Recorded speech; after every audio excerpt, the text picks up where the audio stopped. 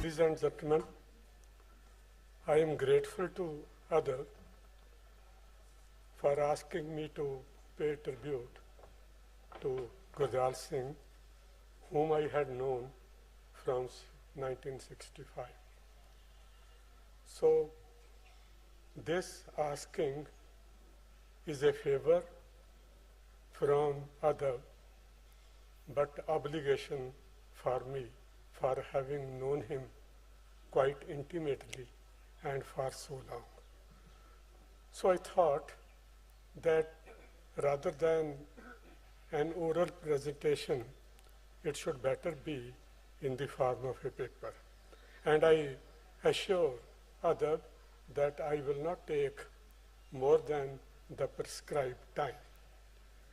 In the history of Punjabi literature, Gurdial Singh has been the most prominent figure.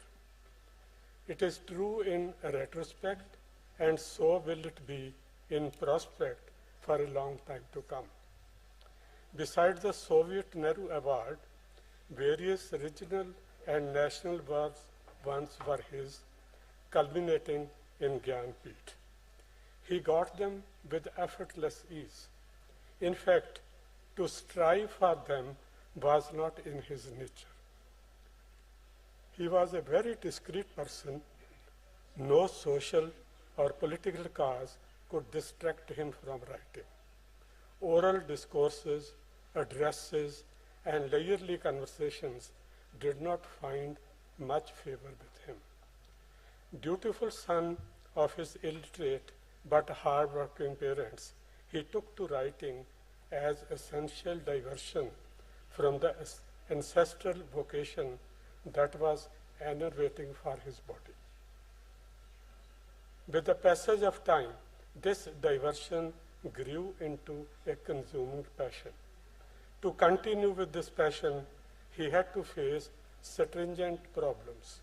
Metaphorically speaking, it was under the jaws of a crocodile he found himself engaged in writing in the initial stages. For Walter Benjamin, who coined this term to continue writing when the fascist regime had struck roots in Germany of his time, was so very onerous.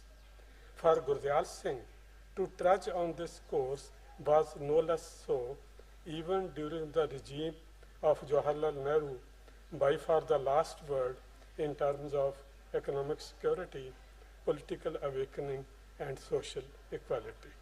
Ironically speaking, then, their fruit was not meant for the class and the caste to which Gurdial Singh belonged.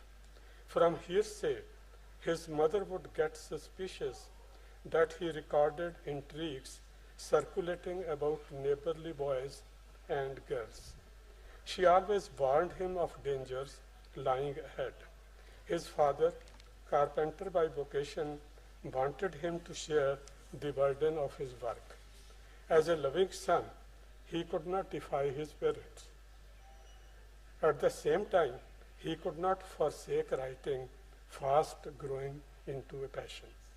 Gurdial Singh's health also posed problems, which he overcame with relentless persistence.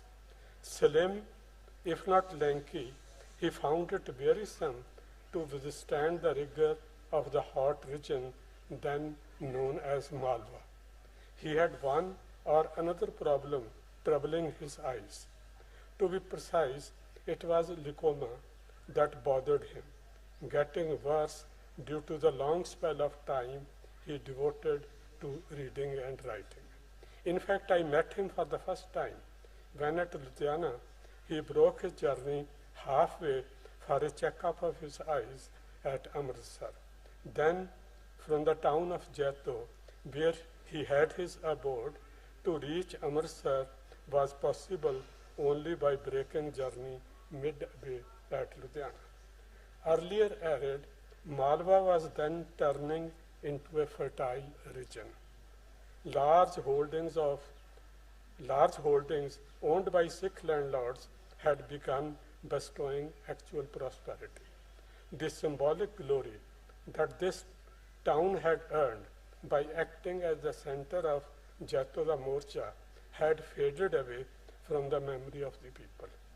In the 20s, this morcha was launched by Sikhs to restore Rabraman Singh, the ruler of the Nabha state, to his throne.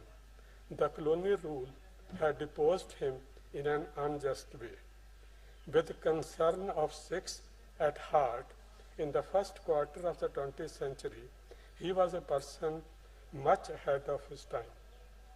Reciting, Teri Kaum da Raja Fakir Hoya, Sikh Jathas marched unarmed but determined to remain non-violent under all provocations. Ultimately, the Sikh leaders reached a settlement with the colonial rule by scaling down their demand to the right to worship per tradition. This was a great setback. So went the struggle for freedom, then going on at the incipient level in the British-ruled Punjab.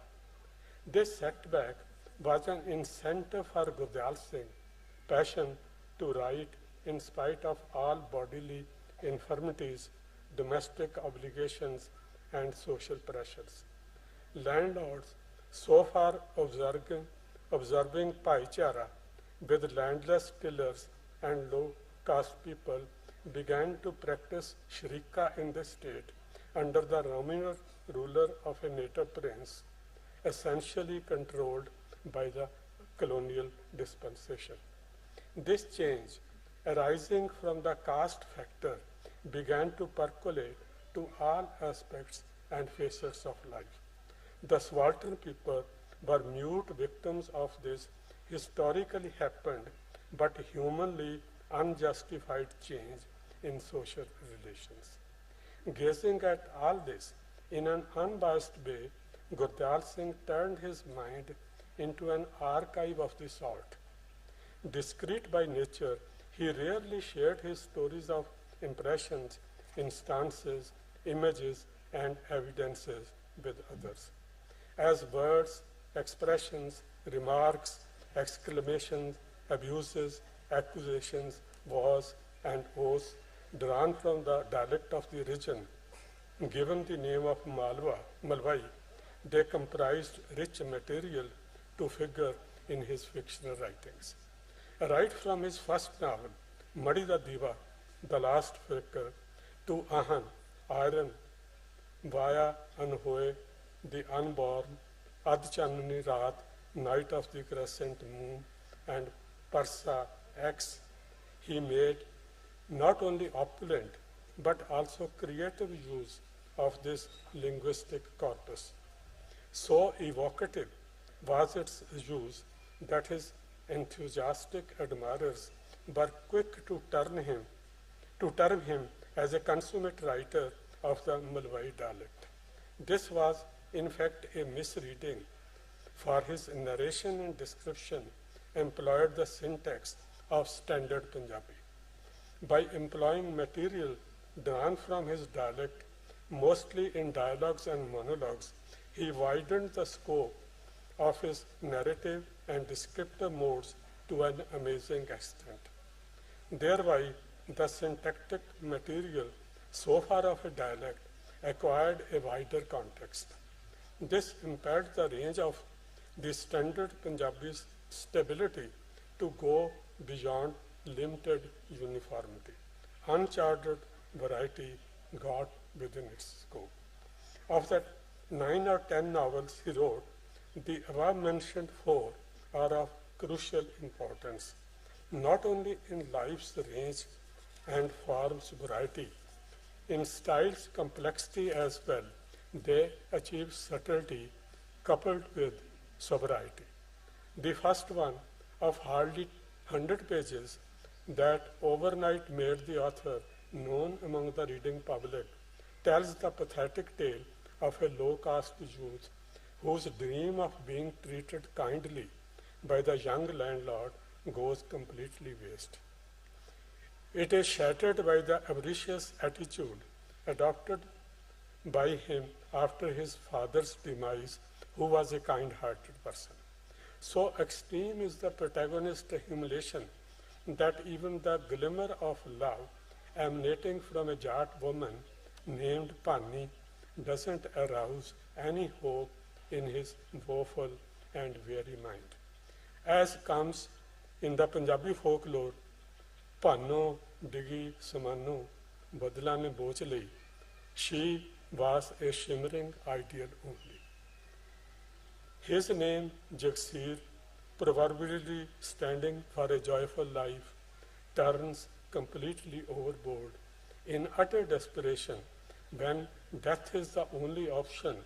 He exclaims, Bandya teriyan das deiyan, ikko gai viha, no kiddar gai.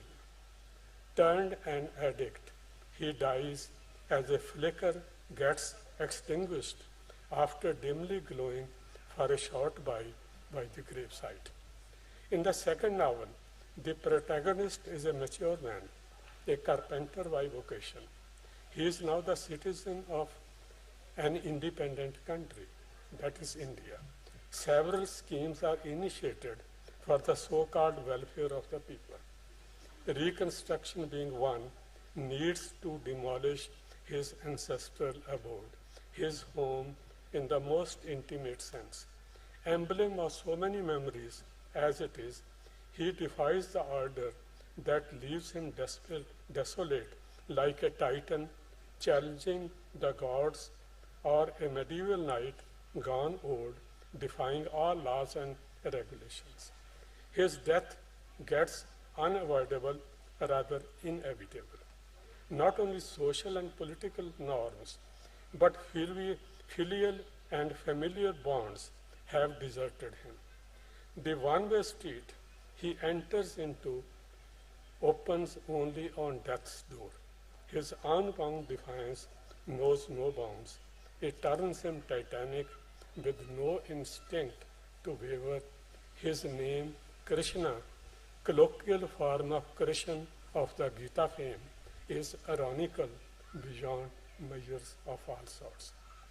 In the third and the fourth novels, the protagonists are from the dominant Jat community.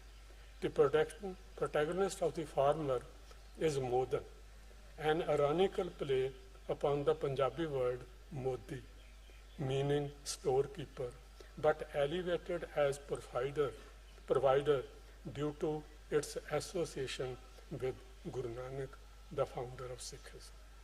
His stringent behavior, caused by imprisonment he had to undergo to salvage family's honor, alienates himself from the co-villagers and no less so from his own kith and kin.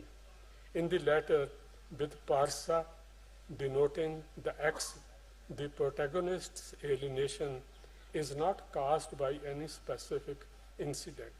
Falsehood, having pierced every nook and corner of life around, makes him so bitter that isolation becomes his destiny. He is titanic by nature also. There is no prospect of compromise with his relatives, associates, and co-villagers. It is a novel conceived and executed on the epical scale, while the earlier ones were more or less allegorical. But allegorical not in the traditional sense, but in the sense which again Walter Benjamin has defined, that allegories are in the world of literature, but ruins are in the world of history. This novel writing, carried on as by a writer of titanic sense and sensibility, came to end with Ahan, appearing in 2 volumes. Rather than epical, it is a meta-novel, taking stock of the acute perplexity of life, as well as the distinctive specificity of his earlier novel writing, connoting iron that goes into the making of implements to plow fields, harvest crops, guard against assaults. It implies glory as celebrated in a hymn of Guru Gobind Singh. In the earlier novels, this project figured only in parts. In this last novel, its projection brings under fictional grace all aspects and facets, overtly political even. The tautness of description, narration, characterization, and discourse, which were earlier distinct features, seem to have got less urgent. A masterpiece it certainly is, but a flawed one indeed. Gurdial Singh's other 5 novels are efficient, but not distinctive enough. Likewise, his 8 short story collections, 3 plays, several volumes of prose, and his autobiographical writings are very noticeable. However, the excellence that his novel writing has achieved does not glow from what he wrote in other genres. If the short story seeks to catch a streak that, metaphorically speaking, makes a cloudlet aglow, the drama hinges upon 2 or more clouds to make the sky bright and dark. But it is the novel that holds out scope for the whole sky not only to get dark, bright, and dim, but also to roar, shriek, and get dim at intervals. Gurdial Singh's genius was in tune with the phenomenon of this sort. No wonder he is the most memorable novelist of Punjabi, so he will remain for a long time to come. Thank you very much. Thank you, sir. May I now request Professor Rana Nair to share the memories of Mr. Gurdial Singh ji.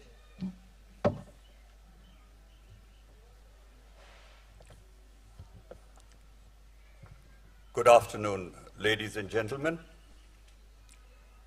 I think the organizers did possibly realize when they decided on the format of this particular session that they were putting 2 critics together on the stage. It's a good idea to put an author and a critic on the stage, but when you put 2 critics on the stage, then the danger is that both, rather than talk to each other, might just talk at each other or to the audience. I had a paper. I wanted to read it out, but in deference to my teacher, Professor Tejwant Singh Gill, he was my teacher at GNDU for a brief while, for about 3 months. I would rather not read the paper. This book that has been released by Mr. Kiran Nagarkar just now, a little while ago, this is the latest translation we have. Unfortunately, this translation appeared after he'd passed away, so he never got a chance to see this particular work. Though, of course, he had read it much before it was published. It couldn't have gone to press without his sanction. So what I'm going to do is to take the liberty of reading certain sections from this particular novel. Just to put things in perspective for you, there is a very important film that was made on this particular novel a couple of years ago, and I'm sure some of you sitting here may have seen the film as well. It was made by a young filmmaker, Gurvinder Singh. I would call him young by implication, because I think of myself as an old man.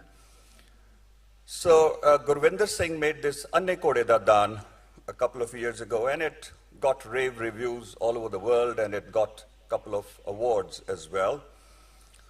So it's based on a very interesting story. Often people wonder why Gurdial Singh decided to give this kind of a twisted name to his novel, Anne Kode Da Daan. He could have probably settled for something much more accessible. But there is a story that hangs by it. Actually, this story goes back to ancient myths. when churning the ocean was taking place, and that's when they got poison and they got Amrit.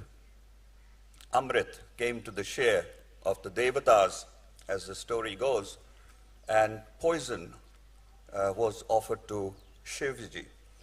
Asuras were deprived of Amrit, and they obviously were very unhappy with it. So two Asuras, they decided to sit among the Devatas when Amrit was being distributed, and they disguised themselves as Devas. They did manage to partake of Amrit and became immortal by default. When Devatas came to know, they could not tolerate that idea, and they reported the matter to Vishnu, and Vishnu obviously did what he was good at. He chopped them off into two pieces. They are Rahu and Ketu. And you know the kind of trouble, as the popular notion goes, they cause in human affairs as well. Now, the idea is that on solar eclipse or on lunar eclipse, in the villages, this is a practice which is still there in rural Punjab. People, especially those who belong to Dalits, deprived sections, they still go from house to house asking for alms in the name of a blind horse, because these are the blind horses that pull the chariot of Rahu and Ketu. And the assumption behind the whole thing is that Dalits are the descendants of the Asuras. Anyway, it's continuation of that, it's an adaptation and it's reinterpretation of the myth, and it's been localized in a certain way. That was important to give you some idea about the background, and I go into the narrative. I'm reading two extracts. First is the opening one. This will give you an idea about the kind of writing Gurdial Singh did, or the kind of writer he essentially was. And then I'll read the last few pages, one or two. I don't have intentions of putting you to sleep, so therefore I'll make it really short. Don't worry about it. As soon as Melu stepped inside the coterie, he shut the door behind him and went and lay down on the manji without even bothering to put the light on. When he heard a sudden knock after a while, he got up with a start, mumbling, "Who is it?" Staring wildly at the door, he waited for a response, but there was none. As he made an effort to heave himself up, he broke into a cold sweat. He felt as if his strength was ebbing from his limbs. So turning his back to the door, he lay down again, this time his head resting towards the wrong end of the manji. For quite some time, he lay there, weak and dispirited, his eyes tightly shut. On opening them, he found himself face to face with a frightening spectre flickering on the wall opposite. The shadow was that of a kite cut loose, entangled in a mesh of electricity wires. As the kite lay hung limp on one side of the electricity pole, its shadow was clearly visible, peeping out of the small holes and crevices in the wooden planks.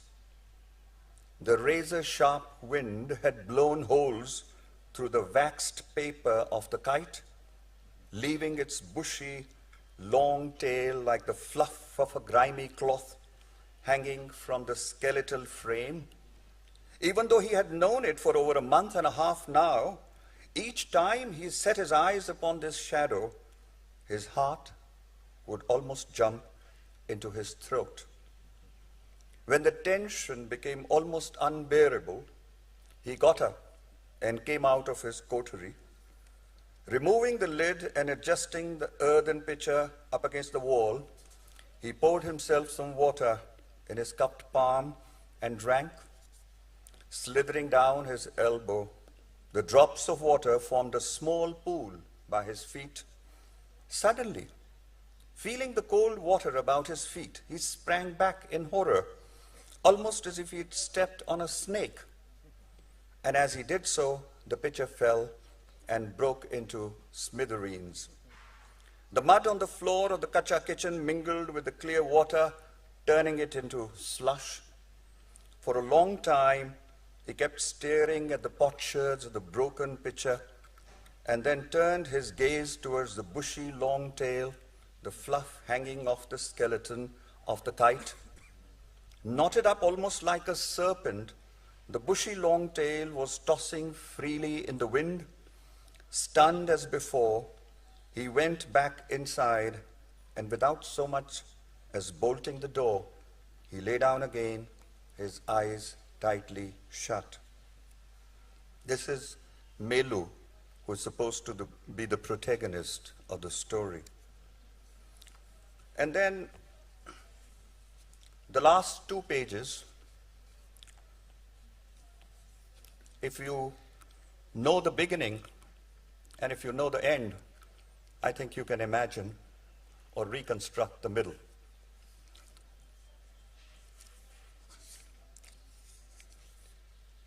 While stepping away from the door, Dayalo is the name of this young girl. Dayalo looked up at the moon shining overhead. One part of it, almost a fourth, had turned black. And as she stood watching, a pale cloud came swirling and swallowed up the moon. With this, the dense fog floating over the terraces of the village houses became all the more dark and inky, and an eerie silence lay all around. That very moment, tearing into this silence like a piece of cloth being rent, a shrill scream was heard from the west end of the village. Arms in the name of the blind horse, Paioe. Arms in the name of the blind horse, Ee. This was the voice of Kidu, the one-eyed one who lived in the fields of the Sarpanch. His voice was as much of a bad omen as was his face. Seeing his misshapen body, dark-skinned face, torn clothes, and single eye, the children would often feel scared.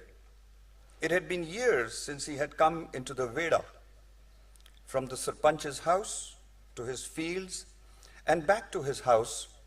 This was what the purpose of his entire life appeared to have become. Dayalo felt as though Kidu's voice sent tremors through her. A cold numbness rose from her feet, traveling up. But she didn't enter the coterie feeling as though a dark fear had besieged her heart. The open door of the coterie appeared to her as gruesome as Kidu's dark face, its jaw always hanging low. She feared that if she walked in, it would devour her alive. And the sky overhead appeared to be no less portentous. It looked somewhat like a mud wall plastered with soggy dung cakes, washed over by winter rains. Ni pane, ni pane. Shinda came limping from inside, trembling with fear. Throwing his arms around her waist, he said, "There is a shadow of a witch right behind our trunk." And then screaming, he almost fell unconscious. Holding him in her arms and bending over him, she shook him repeatedly, but he didn't move.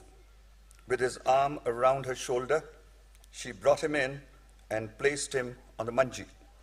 Raising the wick of the lantern, she first looked towards the trunk and then at Shinda. Dark shadows were still etched on his face. Seated on the arm of the manji, she started staring at his face as though she too